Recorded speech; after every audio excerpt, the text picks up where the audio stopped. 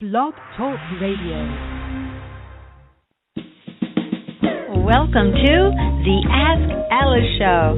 Every Wednesday at 8 p.m. Eastern Time, your host, Alice Badler, answers everyday questions with her unpredictable, interactive, spontaneous, and engaging style. You can easily ask your questions, share your thoughts, and join the conversation by calling into the show at Blog Talk Radio. Alice is waiting for you. From the smallest things to the deeply profound, the Ask Alice Show is the place to ask your questions and get real answers. Here's your host, Alice Badler. Well, hello, everyone. Welcome. As usual, I'm so excited to have you all here with me. It is always a pleasure to interact with you. So for our callers, remember to press 1 on your phone to get into the queue to talk to me. I think you might want to speak up tonight, and you chatters as well. We have a pretty great show planned, and we will be having an enchanting guest coming in at 8:30 to join the conversation. So let's just get to it. A brief history of sex. A little provocative, yes? Well, back in the caveman days, people lived in tribes. Each tribe cohabitated together as families in large dwellings. Young men and women would mate and have children, but if any caveman asked another to have sex with his wife, so it was. No big deal. And by the way, I'm sorry to laugh, cavemen never needed to hit their wives over the head. The women were quite willing. Let's fast forward to the 16th century. It was around this time that marriages among the elite became more for convenience than for love. It was also at this time that the courtesan became a woman of status rather than one of ill repute. In fact, men were honored to be chosen by the most revered of these women. A courtesan and her lover would go out in public proudly, and no one batted an eye. Now we move on to the late 19th to early 20th centuries. Here in the United States, women and men waited until marriage to engage in sexual relationships. The rules seemed pretty clear. The man courted the woman, and she remained chaste. And not far after that, we entered into the 1970s, the age of Aquarius. Love the one you're with. People were exploring their sexuality openly and without shame. And now, here we are at the beginning of the 21st century. The cultures of all other times before us seemed to have unspoken rules about the way things were. And now it all seems very muddled. Teens hang out in groups and sexually experiment with each other. Most married couples enjoy monogamy, while others have open relationships or engage in swinging. But the two latter have to hide their preferences. People are out there dating for a variety of reasons, from having casual sex to looking for the loves of their lives and everything in between. And that intoxicating feeling that comes with great sex. Those crazy chemicals messing with our brains. This is where singles have to be a bit careful. As for many, it blinds them from seeing their lover with clarity. Those hormones served us very well as cavemen. Back then, that is how couples chose each other. Life was all about survival and procreation. But we live in very different times now. I suppose in this day and age, where there are such diverse feelings regarding sexuality, we each have to come up with our own rules. As a single person, you can define what kind of sexual being you want to be, and do share that with your date. You want to make sure you're on the same page. And as a couple, together you decide what works best for the two of you. I like that. The idea of each of us choosing who we want to be in the world in any regard is a very powerful thing. But as in all things, we must choose with pure intention and never to harm another. That's what's on my mind. And now it's your turn. So feel free to ask a question or make a comment. We want to hear what you have to say. And tonight, producing, we have Ande Lyons back again. I'm kind of thinking we might have to keep her on for a bit if she doesn't mind. She's just like way too fabulous to let go. Hi, Ande. Love having you with me. Hello, Alice. And hello, listeners. I want you to know I have my boa on tonight. I just felt it was so important to put my pink boa on since Alice is giving us this brief history of sex. So thank you, Alice, for having me for such a titillating conversation this evening. Well, it is a bit titillating, isn't it? It is. And we have quite the lineup in the chat room. We have folks listening in via phone. And I want to remind everyone that if you want to ask a question or share a comment or your point of view, Alice is here ready to listen to you. So when you call in and to chat with you,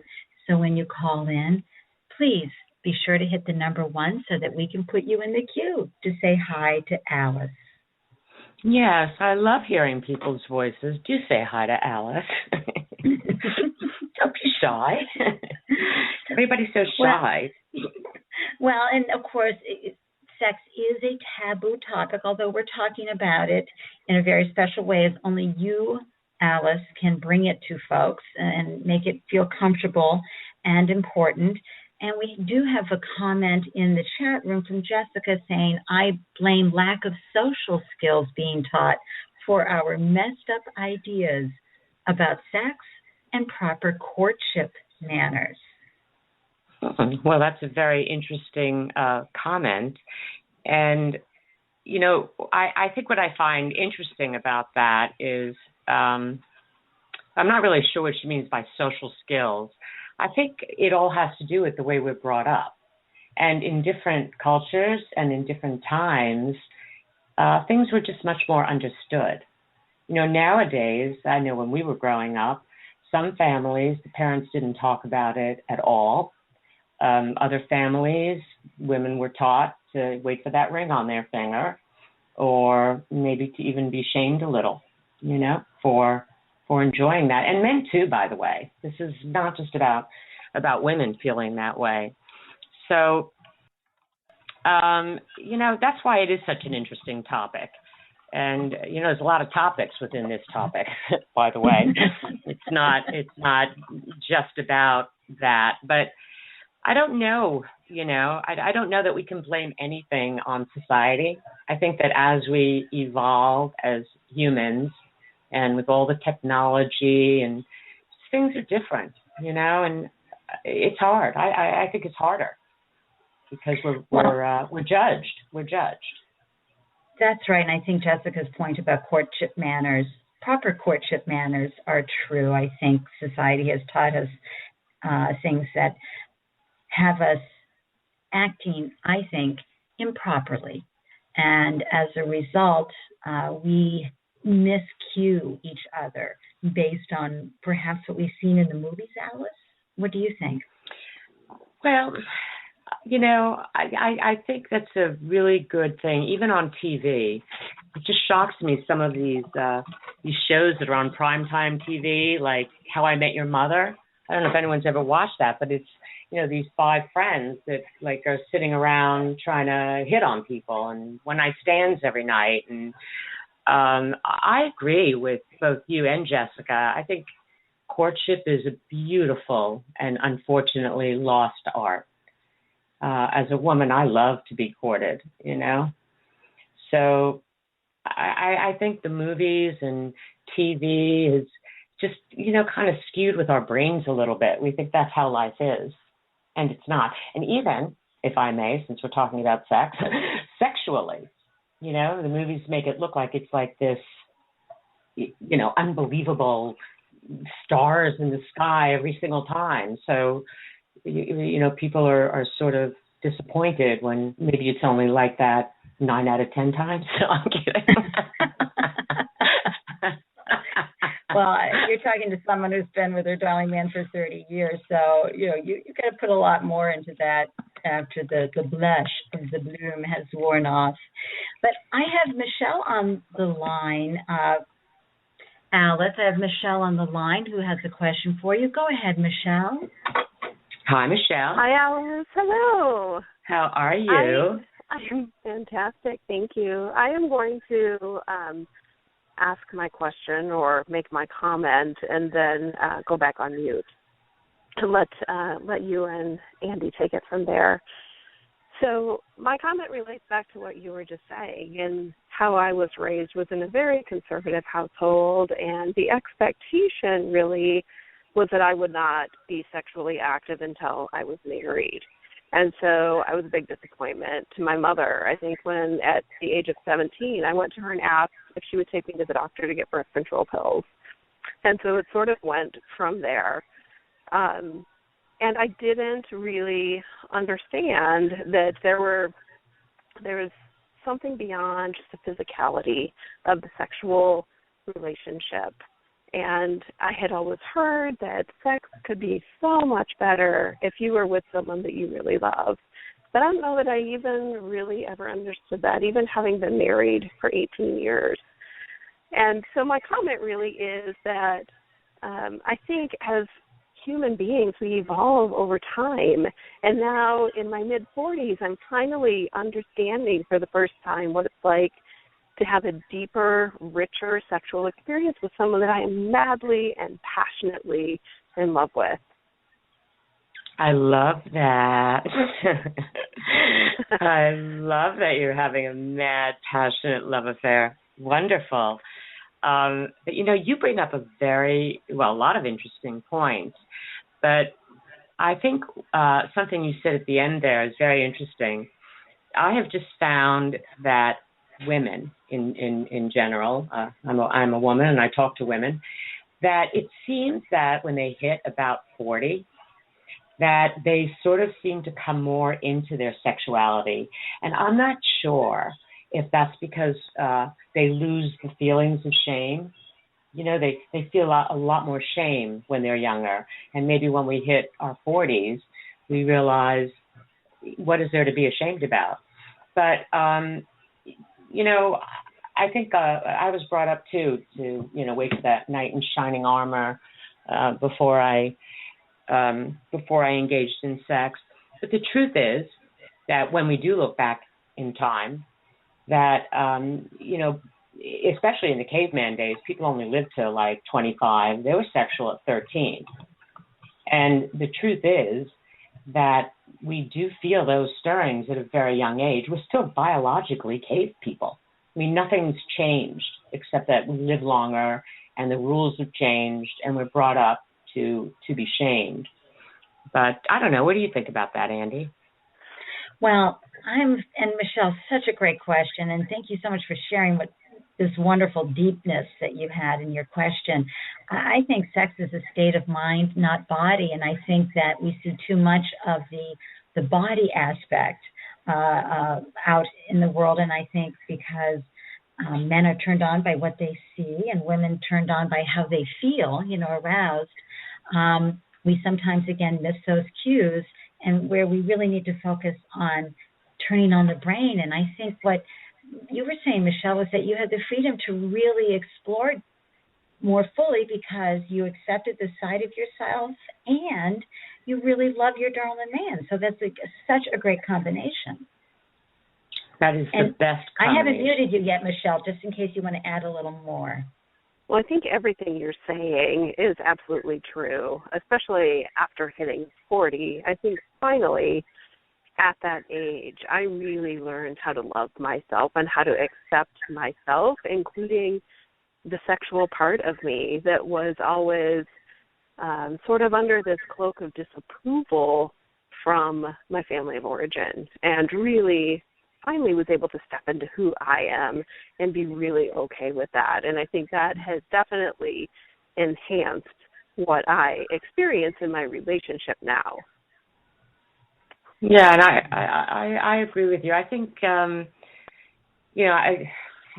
guess there's different periods of time, of things that, men and women go through. You know, they go through maybe a period of time where they don't want to be in a relationship.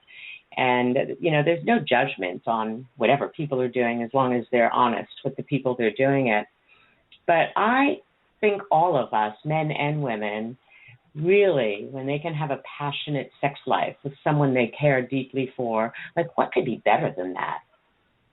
I mean, really, what can be better than that? And I think as humans, we're meant to bond, and we all search for that combination. That's phenomenal. Is Michelle still with us? Or thank you, Michelle. Michelle is just, you know, one of those people who's very evolved. So I really appreciate your getting in here and sharing your wisdom with us. Thank you. Thank you, sweetie. Have a good show. Thanks.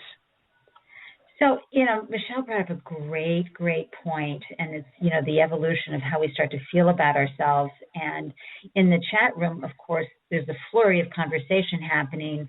You know, Robin is sharing, I think courtship has gone out the window. I wish couples would get to know each other better before jumping in the sack. Well, certainly couples who are looking for a true relationship, and that's why I was talking about those chemicals. It's known, I mean, it's scientifically proven that when you're sexually attracted to someone, that first spark, you know, when you meet them and it's all sexual, you know, there's all these hormones that are going on, and it lasts for about 3 months. So during that 3 months, we're not really looking carefully at the person. And then that 3 months kind of wears off, and you settle in a little bit, you settle down a little bit, and you look at each other and go, yikes. So, you know, that's where the whole courtship thing is kind of nice. If you take a little more time to get to know that you really like the person as a person, I think when you do get into bed, it's just more profound. It has much deeper meaning. And, you know, again, we come back to that it just doesn't go that way. That's why I say it's all muddled. And I'm not saying all the time. You know, I'm single. I've been dating a while, and I've had men that court me. I mean, they're lovely. I mean, they do, and other men not so much. So, you know, it just it depends. That's why I think people have to get on the same page. You know, what is it you're looking for? But and very good point. And Tom says sex today is much more immediate and exploitive due to today's technologies. And wow, that's a really good point, Alice, about how you can get online and just about do anything. Oh, my goodness. I mean, look at Ashley Madison that just got busted. There's a dating website for people, exclusively for people who want to cheat. And I do think that there's the bad and good of technology, not Ashley Madison, of course, but, you know, the good is that we have an opportunity as single people to meet other single people that we would have no other way of meeting. But the downside to that is there's just so many of them. And yes, everything is so immediate. It's like now. I mean, and I don't even think with online, I think just in general as people, we have smartphones, we have computers. I mean, it's just everything is now. I remember the day when you had to wait till you got home and pick up the frickin' phone. Nobody could get a hold of you while you were out. I mean, even when I was a little girl, there wasn't even answering machines. So, yeah, I mean, we live in such a now society, and I think that does affect a lot of people sexually because they expect that as well. You know? That's right. That's absolutely right. And it's very distracting, which, again, how do you keep sex on the brain? It being the largest of our wonderful organs, important. But, you know, I love what Eli says. And he says a lot of people think of sex as an act. I see it as a conversation. It's possibly the most intimate form of communication there is. Oh, who says men aren't romantic? Woo! Well, that just kind of did a little flip-flop in my heart. I think that Eli, I think you need to write that as a quote. I want to see that on Facebook tomorrow. That is such a beautiful way of looking at things, and you know we don't anymore. I just love that. But we can. I mean, kind of the point of my monologue was we can choose. You know, I mean, there are people out there, and again, I don't want to judge anybody who aren't looking for that. But those of us who really are, we get to make that choice. If a man or a woman wants to be courted and wants to take time, guess what? We get to do that. We get to choose. And that's the good thing, is that even though we're in this muddled place and everything's immediate, I still say that you got to stick to whatever you feel aligned with, whatever gives you power. And gosh, I love that, Eli. And really, that's the man Eli's the man that wrote my beautiful music. You see, it's these musicians, these artists have such beautiful hearts. I love you, Eli. You know. Well, I just love the word intimate. You know, into me you see, intimacy. And I think it does require intimacy when you get that close to somebody physically. And I think that's why it's so important that long-term relationships and marriages make sure they continue the intimacy of the physical side of their relationship as well as the every day-to-day aspect of their relationship. What do you think, Alice? Well, I think that is such an important thing, and it's unfortunate that, people don't see that in marriages. I mean, I know a lot of married people. I'm sure you do too, Ande, and they don't make the time for that. And that is such an important part of a relationship. That, to me, I think that's, I hate to say it, but once you're married for a long time, that's like 80% to me. If you don't have that, you lose the other stuff. There's resentment, there's anger. You've got to find the time. I love that you brought that up. Well, I think you have to keep dating your partner. And for however long you're with them, it's so easy to get caught up and become, professional partners, meaning you work side by side, keep the house running, the kids moving forward, your lives moving forward, but you forget that there's that other side that needs to be courted forever. But and you had brought something up earlier. You said, that the biggest sex organ is the mind. And, that's sort of in keeping with your saying. It's not just women. We talk about how men, rush it. And it's not just women. It's women and men. Foreplay is not sexual. Foreplay is the act of flirting and playing with each other during the day, have date nights, make out on the couch. To me, that is foreplay. Everything else is sex. I don't distinguish in the bedroom between foreplay and sex. It's all sex. So I agree with you. I think we have to maybe, put things in place, even if we have to, I don't know. Your man walks in, you give him a beautiful makeout kiss, and he flirts with you over dinner. Whatever it takes. You have to remember why you fell in love in the first place. Don't you think, Ande? Absolutely, and the exchange needs to continue. I think the way you said it, and I'm sure the audience all agreed, the way you said it was, we all are going to need a cigarette after that one, Alice. It was delicious. Oh, my. The neighbors. I know. It was lovely. No, it was lovely. It's so important. Yeah, but you, Ande, you've been married a long time, and those of you that aren't, aware of it, Ande and I are like best friends, and I know that Ande and her darling husband, they do have date nights. They do, I'll be talking on the phone. She goes, oops, gotta go. Hubby and I are going to have a margarita on the porch, and, It doesn't have to be a high budget. Go out and get your party clothes on and dolled up. It can be very nice, intimate, and in your home, especially parents with younger children. Mommy and Daddy have to take a time out. That's right. It's trying to squeeze it in. But I love what you brought up in your monologue about a brief history of sex, about how far we've come. But you have to also remember that we have the brains still of our cave women and cave men, and sometimes we fall on either side of a wall. help us connect? Well, and that's kind of the big problem. And look, there's something we all know. Men are very visual. And that is biological. They can't help it, and women shouldn't get mad at them. But they're very visual. They're biologically much more sexual biologically than women. And that's, again, because maybe if they weren't, there wouldn't be that many of us on the earth. It was up to women to chase the men that way. But as we've evolved, women are more sexual, obviously. But it is hard to connect because there's so many that want just to explore their sexuality, and others that want the intimacy in the relationship, and all of it's okay.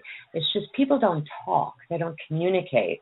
I see that a lot in the single world. Women are so afraid on a first date to say to a man, you know what, I want to take things slowly. Because I had a woman say to me, well, what if I scare him away? And I said, good. Yay. You didn't want him anyway. If he says, no, I want sex on the first or second date, and, good. That's how you weed them out. So we have to communicate, and men as well.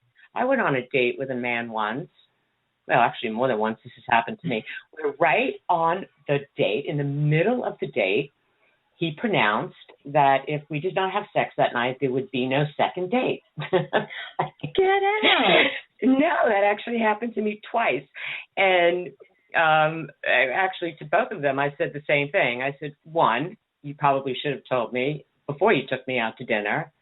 And my second thought is, maybe you should keep that to yourself till the end of the date, because there are women that will go there, but the second you say that to a woman, you just blew it. I said, there are women that'll, easily do that and not want you to say it. That ruined my day. Wow. And I said, why couldn't you have waited till the end? I was in the middle of having a steak, for goodness sake. Ruined my whole meal. In our chat room, Alice, Deborah says, yes, never stop dating your partner. Who doesn't love dating and flirting? It keeps the romance alive. And Laura followed up with a wonderful memory. I remember my dad bringing home a new song from the radio and dancing with my mom in the living room. Aww. You know what? That's one of my favorite things to do with when I'm in a relationship. Is a man that will dance with me alone in the house. There's, to me, nothing sexier. It's just, I'm getting chills. Andy, you get to get off the phone and go dancing with your gorgeous husband. I've got to dance with my teddy bear. Don't feel sorry for me. I'm a happy girl. Well, this is such an important topic. I love that you brought this up, Alice. We have a lot of folks in listening mode only tonight, and on the phone. I just want to remind them, if they hit the number 1, they can come into the queue to ask questions, and we'd love to hear what you have to say. And of course, the chat room continues to provide wonderful, delicious conversation for us tonight, Alice, with folks exploring what the different paradigms within which they have been raised and indoctrinated and culturalized on how to view relationships and sex, and how sometimes sex can skew us. It's true. And I want to remind our listeners, I understand why it's harder for people to call in, but you don't have to use your real name. I think because we're live on the air, it's a little scary for people. There's nothing to be afraid of. You could be anonymous. We don't have to use names, and I think it's fun. Jump in. We're having a fun talk. We always have fun talks. But this is a very important topic. It's a very important topic. Well, we're coming up to the bottom of the hour, Alice. 8:30, and you know what that means. It's time for the special guest segment of the Ask Alice show. Well, I am very excited. Andy, tell us, who is our special guest tonight? Well, she's perfect timing given the topic. And let me share with you a little about our guest. Sheila Pearl was married for 32 years to the love of her life, but the last 10 years of her marriage, she became her beloved husband's caregiver while he struggled with dementia. And her once passionate marriage became sexless, and her once juicy sensuality became dormant. And in her mid-50s, she had become overstressed, overweight, and undersexed. And as a new widow in her mid-60s, Sheila was determined to re-engage with her sensuality, which she had never known in her younger years. Her new book, Ageless and Sexy, The Magic of Sensuality, is an invitation to women and men to go for it at any age, to take action on discovering new levels of vitality and passion, reawakening dormant sexuality. So, audience, I just want to invite all of you to please join us in welcoming Sheila Pearl to the Ask Alice show. And feel free to call in with your questions to Alice and Sheila. Hello, Sheila. Are you on the line? I am. Can you hear me? I can. It is such a Wonderful. joy to have you join us. Thank you so much. Have you been listening in? I've been looking forward to this. I've been listening since you began tonight. Yes, it's just a fabulous evening of conversation about ideas about our very basic vitality. I call it our life force, our creativity is what our sexuality is all about. So I'm so excited to be in this conversation with you guys. Well, we're very excited to have you because I know you have a lot to say on this subject. And I do want to let our listeners know that, in the chat room, on the phone, please comment questions for Sheila or I, or even Ande, since she's so delicious too. Don't be shy. But I'd love to hear your thoughts on this topic, Sheila. Well, let's see. Where would you like me to jump in? I mean, part of what I'm hearing is, we go through different stages in our own lives in terms of our sexuality, our sensuality, in our relationships. Like when we first fall in love, we have that rush of the hormones and that coming together with the fireworks and passion. And what I discovered in my life is that after I was married to the love of my life, the passion part would ebb and flow because we were in the throes of domesticity and career building and raising a family and then gripped by illness later on. And so by the time I got to a stage of life where I thought it was over, I thought that after menopause, I thought that after 50, much less 60, that I shouldn't expect myself to be a actively sexual being. And yet I had the urges, I had the impulse, I had the desire to reawaken that. And so I had discovered, and I began this discovery in my mid-60s, and now I'm almost 74, so I'm getting close to the mid-70s, that our juiciness as human beings, as women, doesn't have an expiration date. Mm. And in fact, I've noticed in myself and other people I know, I talk to all the time, that our capacity for being more interested in sex, more playful, more delicious in every way, actually increases as we grow older, bolder, and wiser. Maybe because we've been so disappointed or became dormant in earlier years or flatlined in many different ways. And so as we grow older, we relish and we hold precious those moments of passionate engagement, which I call the ultimate eros. Okay, we're all revealing a lot about ourselves on this live show. But, I find very interesting is that so many women are terrified of menopause. They think that once they go through that they're going to lose their desire. And I have found for myself and some of my friends that it actually increased it for me. And I don't know if that's because the fear of getting pregnant at 50 was so terrifying, But I've also noticed another interesting dynamic, that I have friends who, after menopause, say they're not in the mood anymore. And I wonder if maybe they were never all that sexual, so going through menopause gave them an out. Because nothing changed, in physically. Right. Physically, nothing changes. Well, there was a time that I felt like having sex was a job, like I have to fulfill my obligation, but I've been growing, I've been learning, and I've gotten past that barrier where it wasn't about a job, it was about having a feast, and now I'm enjoying the idea of feasting, of having the pleasure of my own body and the engagement with a beloved other and experiencing that coming together. And it has nothing to do with a marriage contract. It has nothing to do with having children. Maybe that's what menopause liberates us from. Yeah, you jump in, Andy. What do you think about all that?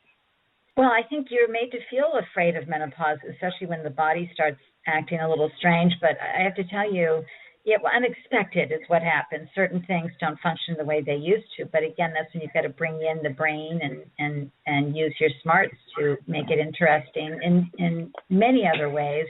But Jessica in the chat room, Sheila and Alice says, I hope to be an 80-year-old woman going after the men in the nursing home and breaking hips, trying the Kama Sutra. You know what? Good for her. I bet she will, right? I bet you she will then. I love Jessica. She is a panic, that one. She comes up.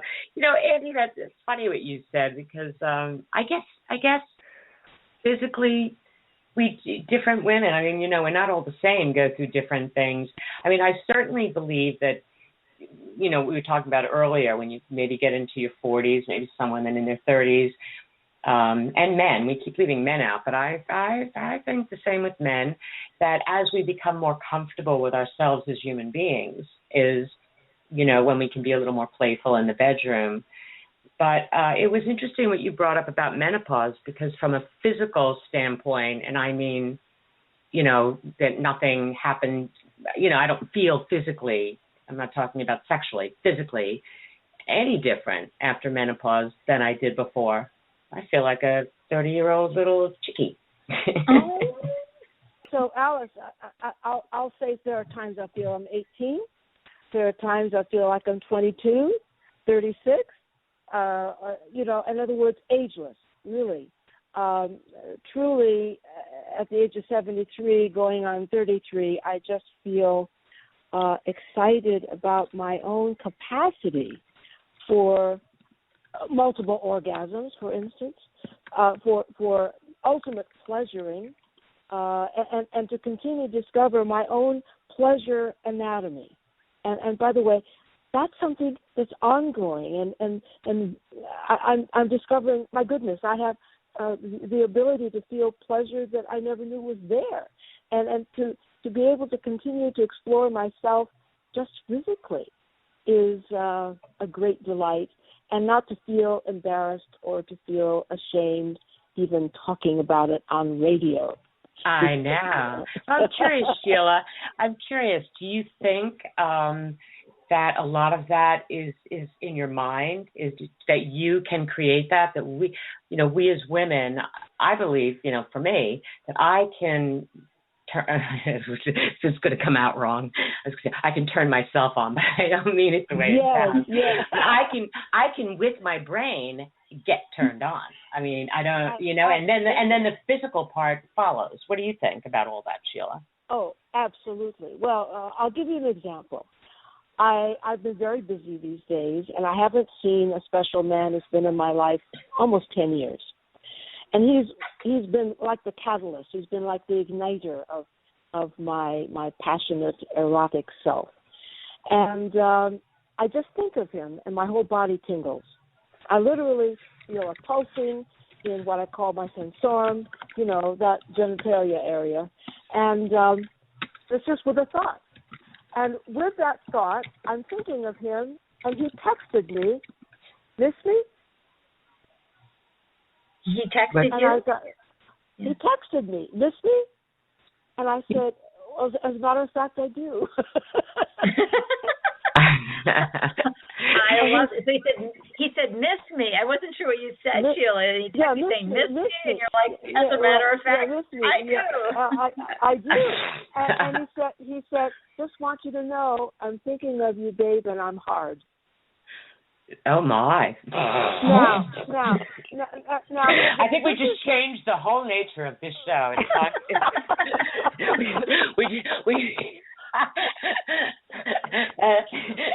But it's all in the mind, because that's right. He was 50 miles away. He wasn't even nearby, right? And it's just with a thought. It's all energy, and it's between the 6 inches between my ears. It's in my mind. It's in my brain. Well, it is. I have to agree with Sheila. I don't know that I'd be so. I have to give you so many kudos for your courage. I'm not sure on this particular kind of show I would have the nerve to kind of quite say it that way. But it is our minds, and it's really cool. And well, and I think what Sheila's saying too, Alice, is the whole flirting. Nowadays you flirt via texting, you flirt via phone, Skype, etc., and that's part of keeping things exciting. And I want to bring up a couple of comments from Eli, our romantic musician, in the chat room tonight. And he first says, "I'm in my early 40s, and I can honestly say sex is so much better than it was when I was in my 20s. Although it helps to be in a loving relationship, and yes, we still have date night." And he follows up on that, Sheila, with there's also less sense of pressure to perform. I think it's much easier to relax and go with the flow when you're more comfortable in your own skin and with each other. Wow. That's it. Yes. It's all so true. That's the magic of it. Just imagine what's possible if we could just relax into our own skin and just go with the flow, with the energy that we're feeling, and enjoy one another without all the monkey mind stuff that goes on in our head getting in the way. Wouldn't that be wonderful? It would be wonderful. I always wonder why some people, and I guess I don't wonder, I think a lot of it is upbringing, and they haven't quite gotten past that they're so uncomfortable in their own skin. They're so uncomfortable even in love, being intimate, lights out, all that sort of thing. And, these are such great points. It's really wonderful when you can feel that comfortable with yourself and you can give that intimate love to your partner. It's just making my heart soar how many people are in these amazing relationships. Yay, Eli. And Sheila, I think you give everybody who is, in their 40s and aging, incredible hope that things can continue this way until our last breath. I think that's what you're saying, is that it's ageless, its ability. Exactly. I was having a conversation with a friend of mine who just had her 60th birthday, and she looked at me knowing that I'd just come out with this new book, and she hasn't even started to read it yet. And she looked at me and she said, so how long do you think I can look forward to having an orgasm? And I started to laugh, and I said, until your last breath. She said, really? You mean I can really have an orgasm when I'm, a lot older? I said, yeah. Why do you think we have an epidemic in the nursing homes? Oh my gosh! I mean, sex is alive and well among people in their 80s and 90s.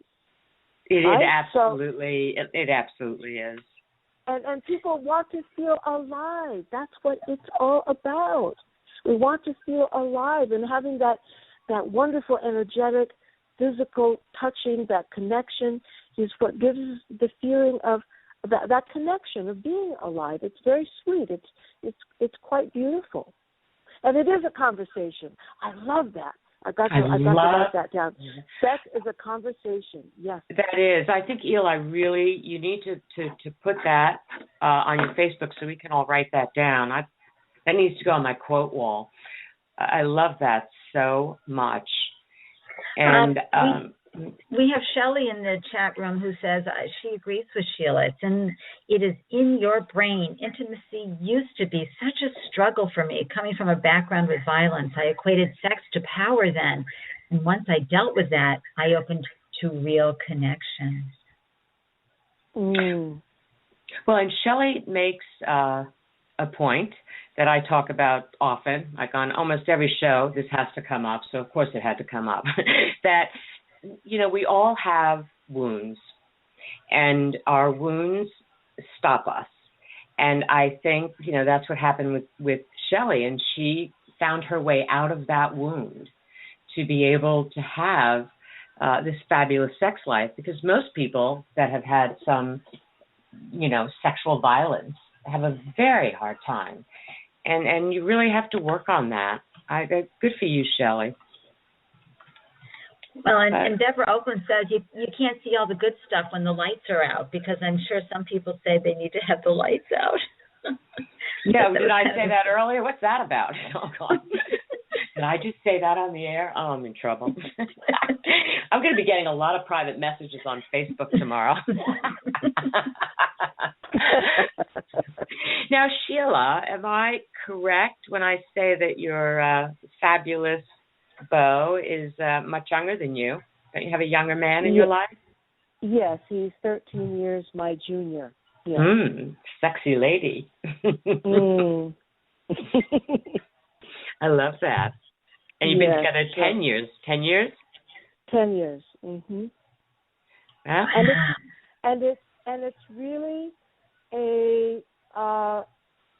it's an erotic playmate lover kind of relationship. It's not a boyfriend. We're not domestic partners. It's not that kind of thing. And I really chose to create that because I wanted to feel that I was kind of having this wonderful, playful, sexual experience in a bubble. I didn't want to have domesticity get in the way, at least that early on in our relationship. And I kind of knew that he would not be a good long-term life partner for me. And quite frankly, I'm transitioning away from that relationship into something that I'm ready to look for. Actually, I think we could call that the last love of my life. So, so I'm kind of ready to allow myself to meet a partner who can be a loving partner in a physical way, but also be a domestic partner and life partner as well. So I have different needs now than I did when I was a new widow. Oh, I think that's kind of what I was saying earlier about, single people anyway are out there, for a variety of reasons, and they need to be out there for whatever reason they're out there. It's, you needed that. Look at where it brought you to and turned you into this delicious goddess who wrote this amazing book and got you ready, for the last Exactly. I realized when my husband passed, I was 63 years old and I had never lived alone. So, I'd gone from home to college and college roommates to New York City and roommates to my marriage. And so I had the past 10 years to really explore myself.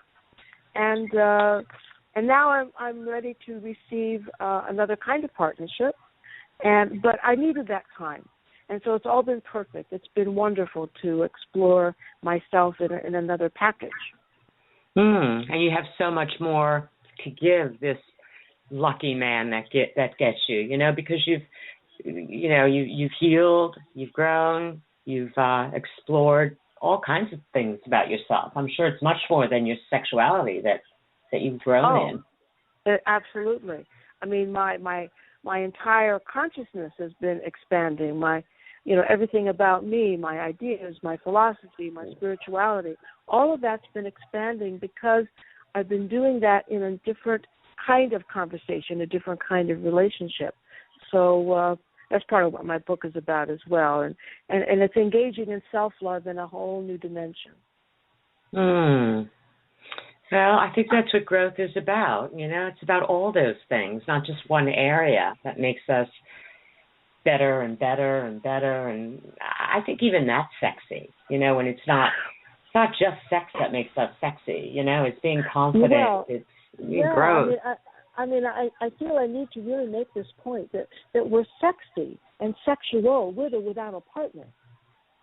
Oh, yeah. And I used to think I couldn't be sexy or sexual unless I had a partner. So I was, feverishly looking for the next partner every single time I was without a partner. This is before I was married. And then it occurred to me, no, I need to experience being sexual and sexy without a partner as well. Mm. So that's part of my adventure. So I think that is important. I think all people should feel sexy. You don't need a partner to feel sexy about yourself, Why not? Well, Alice, you're the perfect example of that. Well, you're very confident, and you're very confident about your sensuality and who you are, and in your ability to take on life and embrace it and love it. That's a very sexy thing. Confidence is very sexy. Well, I've worked a lot to get here, to find peace and happiness with my life, And I'm with Sheila. I would love to find my last love. But the truth is that, while I'm looking for that or whatever, I do feel confident. I do feel beautiful. I do feel sexy. I do feel young. I do feel happy and at peace. Our life should be passionate. We should be passionate about life in itself, and then we can bring that into a relationship. I'll tell you, I think any man that gets me is lucky. The most beautiful part of what you're saying, Alice, he's definitely 10 times luckier than he would be with a woman who doesn't have this self-confidence, and I'll tell you why. He's not going to have to worry about you looking to him to be everything. Mm-hmm. In other words, true. When you can enter into a relationship where the responsibility for happiness is not on the other person, how liberating is that? So, it shouldn't be on the other person. It really shouldn't. I mean, we should be adding to each other's lives, not making each other's lives. Exactly. That's the big difference, and that's what I've discovered. I'm not looking to someone to complete me as much as I'm looking for someone with whom I can complete my sharing, right? It's different. It's very different. It's very different. I really want to share everything I am because I really enjoy myself, and I want to enjoy the other person as well. But I'm not looking to find a partner who's going to validate me so I can feel better about me. It's not even remotely close to that. Well, I think that's why what I call the inner work is so important, which also comes up in every show. I mean, just everything is about that. Everything in life is about working on ourselves. It's all about us being better and better.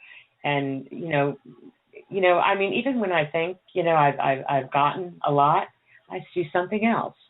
And it's actually great, the mistakes I've made and, the unfortunate things I've done, because it just shows me where I need the work. And that's how I got here. That's how I got here where I am at this moment in time. And you too, Sheila, and you too, Ande. It's absolutely. And I want to just bring a wonderful train of thought that's going on in the chat room, Sheila and Alice, which is Jessica began it with saying, I always worry about age differences. I worry that people will be at two different places in life and lose a connection. And Deborah responded by saying, I met my husband when he was 21 and I was 32, and we've been married 30 years. Just as in love as when we met. Becky's cooking me dinner right now. He's so sexy. I still tingle when I think of him. So much love going on this. That's the best. The best. Mhm. So, and I think it depends on what Jessica's talking about too. I mean, a 10, 13 year difference either way, I don't see as such a big deal. I would, I mean, even we see 25-year-olds with 50-something-year-olds, and I don't think I would worry so much about that. But when the 50-year-old is 80, the 25-year-old is still going to be young. So I'd be more concerned for me personally about that. I don't want to be aged out. But I have no desire, quite frankly, I have no desire to date a man 20 years younger than me. It doesn't appeal to me even a little bit. I'm kind of liking men my own age now. I used to date younger men, and now I sort of think men in their 60s are pretty hot, 50s and 60s, like you got, Sheila. Yeah, he's about to turn 61 as I'm about to turn 74. Yes, indeed. Yeah. So maybe I do need a man in my 40s, so when I'm in my 70s, right? There we go. Well, I want to say one thing, that what you, Alice, and Sheila are doing by pulling back the veil on this very taboo topic, you're enlightening and you're bringing a wonderful exposure and spotlight to the conversation, and using those very physical and graphic terms, but in a way that honors them and takes the nasty out of it and just keeps it a little naughty. And I think it helps everybody. Those who are listening now and during the replay will have a more open and honest understanding of their own sexuality. So I applaud you both. Thank you. Well, thank you. Thank you. And it was because of Sheila's bravery that you got a little too much out of me. A little too much. But it's okay. I wasn't sure what the boundary was, but I just kind of intuitively went there. Sorry if I stepped over the line.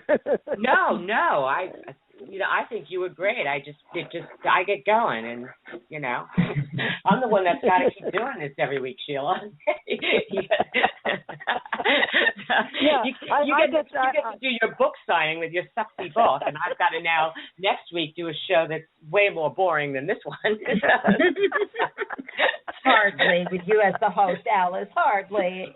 It was boring. Well, let's say different. Sheila, in the chat room, they continue to talk about the fact that confidence is the sexiest thing around, and our sexy musician continues to chime in, and he says, I find that if someone has a real passion about doing something they love, they can be a very sexy thing. I'm a sucker for confidence and talent. I couldn't agree more. In fact, I would say one of the sexiest things about my lover for the past 10 years is his passion for music. He'll find a record of or a CD of something that he's so excited about, and he runs up the steps. Babe, you got to hear this.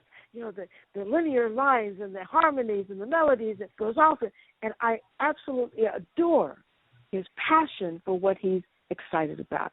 I find that so sexy. And so I think that's an important feature of our sexiness. And you can have that until you drop. Yeah.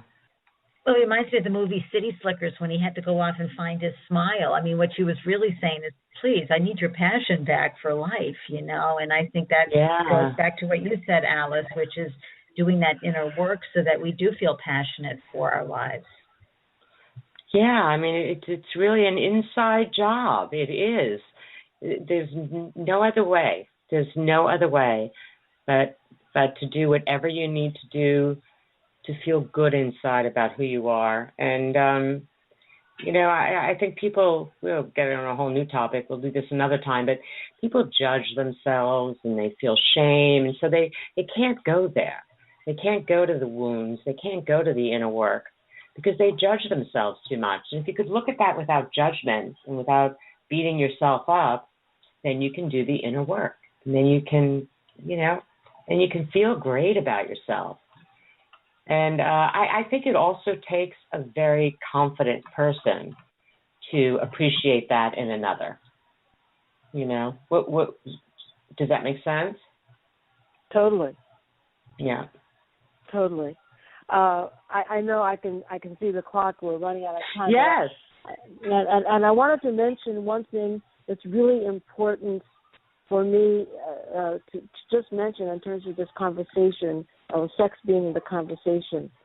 I'm a bit of a mystic. In fact, I'm a lot of a mystic. And the mystical notion that I have about my sexuality and my sense of passion and eros is that when I'm with my beloved and I'm in that, what I call the mind-body-spirit connection that it shows up as a sexual union, I feel that I've reached inside to see the face of God.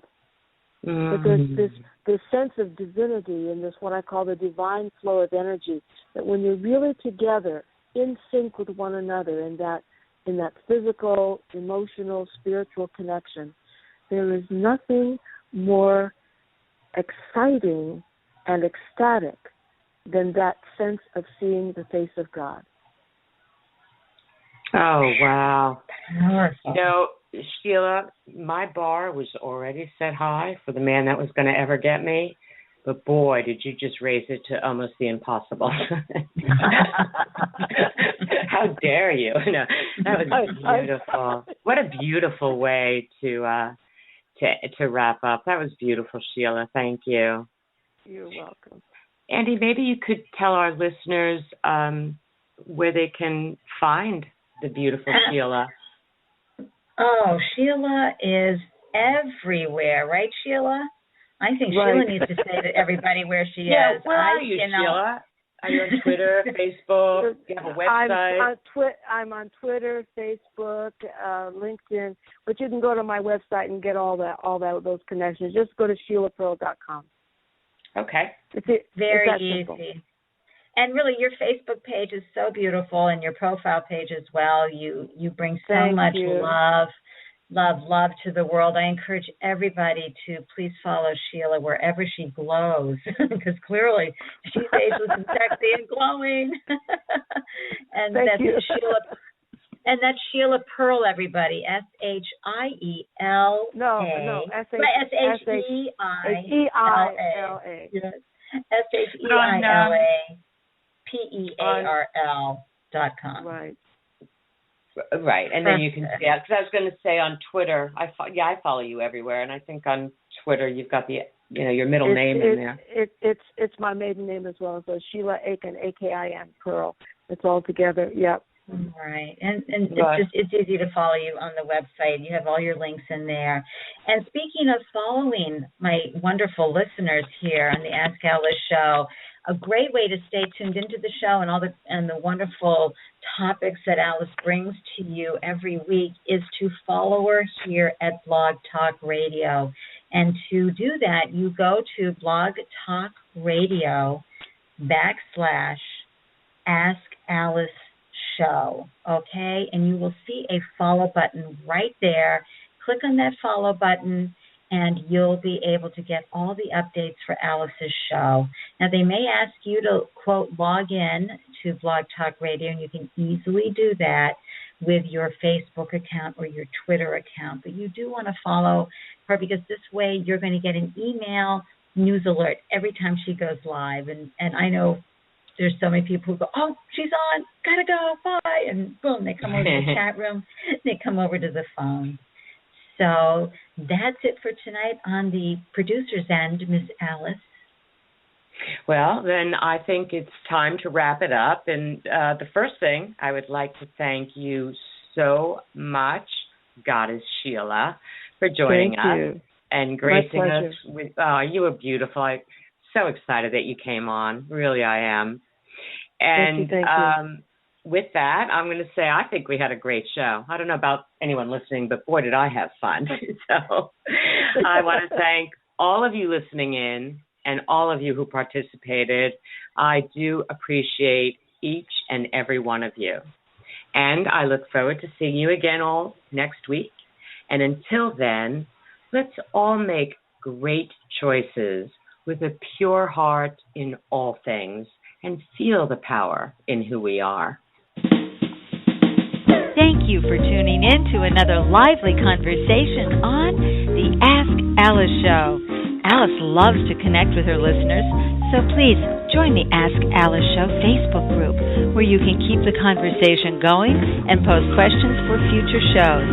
And be sure to stay tuned in to the show by clicking the follow button right here on Blog Talk Radio, and by subscribing to the Ask Alice Show YouTube channel. If you have a high-quality product or service you'd like to advertise with the Ask Alice Show audience, please email Alice's assistant, Rachel, at info@askaliceshow.com. Until next Wednesday at 8 p.m. Eastern Time, keep asking those questions.